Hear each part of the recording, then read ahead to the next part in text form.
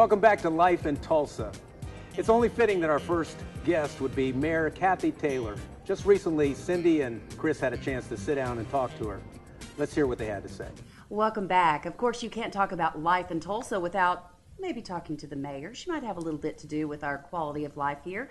We have Kathy Taylor, and you're wrapping up what has been an incredible term. Well, thank you. It has been great fun. I've really enjoyed it. Enjoyed seeing the progress, enjoyed meeting the citizens and the young people in our community, the future. All right, I'm going to ask you, because Chris and I actually were talking about this earlier. You know, the rumors abound that you may go with, President Obama's administration, or you may have other political aspirations. Why aren't you running again? I really am not running. I announced I was going to, and as the economy began to get very difficult and it appeared that we were going to have to make some difficult decisions, which of course we did, and really focus on it. And I scheduled myself 6 months out. I started looking at my schedule, campaign schedule and mayor's schedule, and even at the pace that I run, which is a pretty fast pace, I didn't think that I could do the job I wanted to do for the city. Mm-hmm. And it would have been almost like taking 6 months off, and this city couldn't afford that. So I decided to do the best thing for the city and not run for re-election, but I'm going to stay involved. Have you decided who you want to endorse? No, I don't think I'm going to do that. I think we have a good process in this country for people to learn about who they want to vote for, and I think that's the most important message that I have is vote, but learn about the candidates, truly understand what difference they want to make, and then hold them accountable. Why did you decide to run for mayor? Was it a calling or? I had been asked a lot to run for mayor, and I'm someone that studies decisions, so I actually went to a campaign school for women to learn about it, and I got back and I said, I am never running for office. And I was at a meeting with American Airlines in January of the year that I ran, and we had 5,000 jobs at risk. I was Secretary of Commerce at the time, and I had seen what other cities around the country were doing in economic development. I literally walked in the meeting with someone who said, are you running? And I said, no. And I walked out of that meeting and I called my husband and I said, I need a $50 check I'm going to file. And that's not the way I'd recommend doing it, by the way. But I had government experience. I knew what Tulsa's needs were. I'd studied their economy, and I felt like I could make a difference. Excellent, excellent. Well, when you think about life in Tulsa, what legacy have you wanted to leave as mayor? I think the most important thing was reawakening the positive spirit of Tulsa, the can-do. We can be the best. We can have the best events center. We can have a fabulous ballpark. We can make changes in education that ensure that every kid in our community gets a great high school education, but most importantly, I'm so excited about the opportunity we gave kids, and we talked about it first in the mayor's office in the old City Hall, 2-year college degree, 2-year technology degree, tuition free. That's game changing. Last thing you want to add into the interview? Well, I think this is a great city, and I'm very humbled to have served it. And the one thing that I've learned is we can build great infrastructure, streets and water, and we can have clean air, and we can have the BOK Center and the wonderful ballpark. But the most important thing we can do is make progress in public education. Yes. We have a dropout rate that is alarming across this city and this state, and it will take a village, it will take a community to impact that dropout rate. When 83% of our kids in Tulsa public schools are living in poverty, we're one of the highest incarceration of women per capita, but we have a collaborative spirit that can tackle that. We've put 500 mentors into at-risk schools under the mayor's Mentoring to the Max, and now Mentoring to the Max with music with Dr. Epperly. We all need to take time to make a difference in a child's life. I think that's the most important work we can do for life in Tulsa.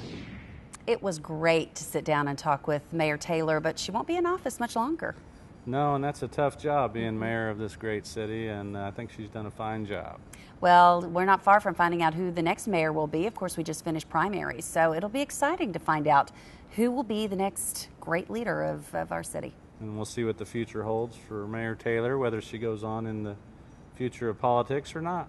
She didn't exactly answer my question on what's next, whether she's going to run for something. Only time will tell. Yes, and I don't think she's exactly saying till she's ready to reveal that information. She's holding us in suspense. Yes, well, what will you do?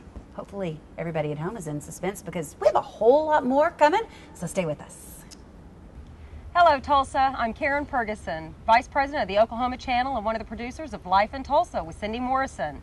And I'm sitting here with her, and I am so fortunate that for, about 20 years we've known each other. It's very odd. People say that Tulsa is a small town. Oklahoma is a small state.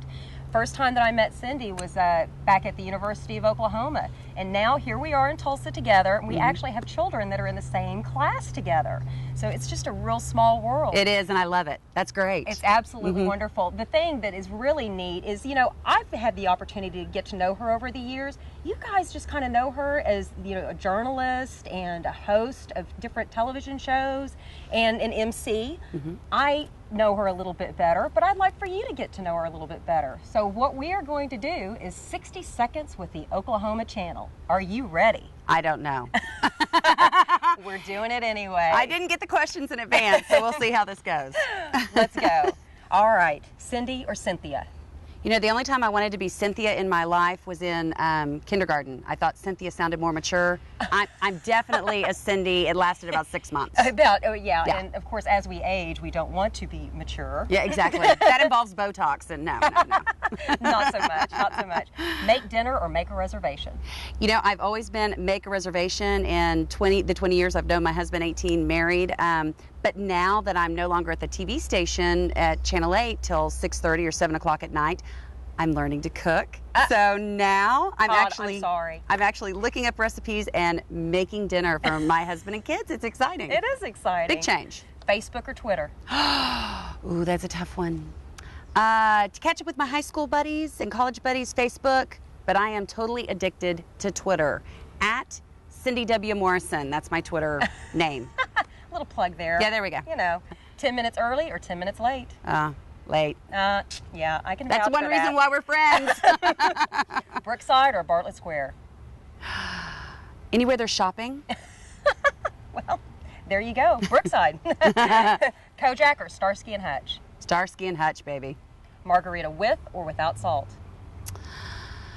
Makes me swell, but I love the salt. But I order it without because it's just better for me. Morning person or night person? Oh, night person all the way. I, could start about noon and I'd be good. That's right. That's life. Pretty in Pink or 16 Candles? Pretty in Pink. Throw a party or go to a party? Oh, I love to throw parties, but I hate the cleanup. So going to somebody else's party sounds like so much more fun. Oh, yeah, it always is. White wine or red? Oh, white. Utica or Woodland Hills? Utica. I love to walk outside and experience the sight and sounds of the seasons. Very much so. Grand or Gibson? Oh, Grand. Grand, baby. I'm a Grand girl. Text or call? Ooh. Text. Yeah. But you got to follow up with a call if it's really important. But it's easy to just get that message out, text it, baby, and then you're done. But only if you like the person. Good point. Is that why you don't call me?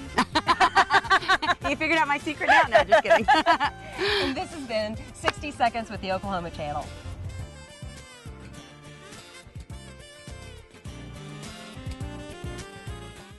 Since 1996, Chef Michael Fusco has entertained guests with a delectable menu selection and a wonderful dining experience. Michael Fusco's Riverside Grill is his latest creation, welcoming guests for a truly flavorful menu selection where everything is cooked to order by the finest chefs. Winner of the Wine Spectator Award, Michael Fusco's Riverside Grill offers pages of complimentary and unique wine selections. Michael Fusco's Riverside Grill, 9912 Riverside Parkway, 394 Chef.